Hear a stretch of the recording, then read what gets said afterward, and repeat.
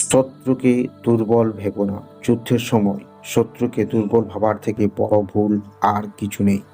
শত্রুর ক্ষমতাকে কখনো হালকাভাবে নিতে নেই বলে জানাচ্ছেন চাণক্য। শত্রুর সঙ্গে বেশি ঘনিষ্ঠতা হওয়া বা তার সম্পর্কে অতিরিক্ত ঘৃণা ভাব রাখা উচিত নয়। শত্রুর সম্পর্কে নির্লিপ্ত থাকতে হবে, না হলে ভুল সিদ্ধান্ত নেওয়া হয়ে যেতে পারে।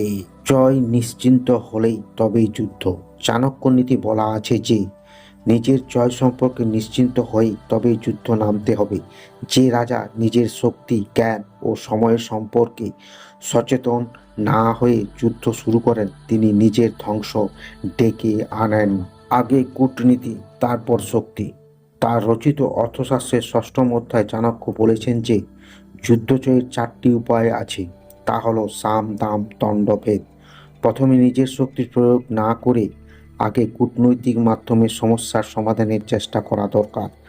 সরাসরি যুদ্ধ নামার আগে আলোচনার মাধ্যমে সমস্যা মেটানোর চেষ্টা করা জরুরি।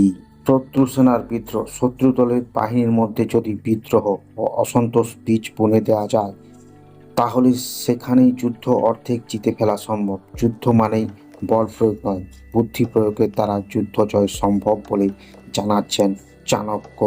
সম্পূর্ণ জয় আসল জয়। চাণক্য বলেছেন যে সম্পূর্ণ জয়ই হলো সত্যকারের জয়। শত্রুর শক্তি, কৌশল ও নীতি পুরোপুরি ধ্বংস করতে পারলে তবেই হলো আসল জয়। শুধু সেনাবাহিনীকে হারিয়ে বা ভূখণ্ড অধিকার করলেই বিজয় লাভ হয় না। শেষ উপায় যুদ্ধ। আচার্য চাণক্য বলেছেন যে যুদ্ধ ছাড়া সামনে আর কোনো পথ খোলা না থাকলে কেবল তখনই যুদ্ধ করা উচিত। কিন্তু যুদ্ধ একবার নামলে নিশ্চিন্ত করতে হবে যে শত্রু যেন আর কখনো উঠে দাঁড়াতে না পারে।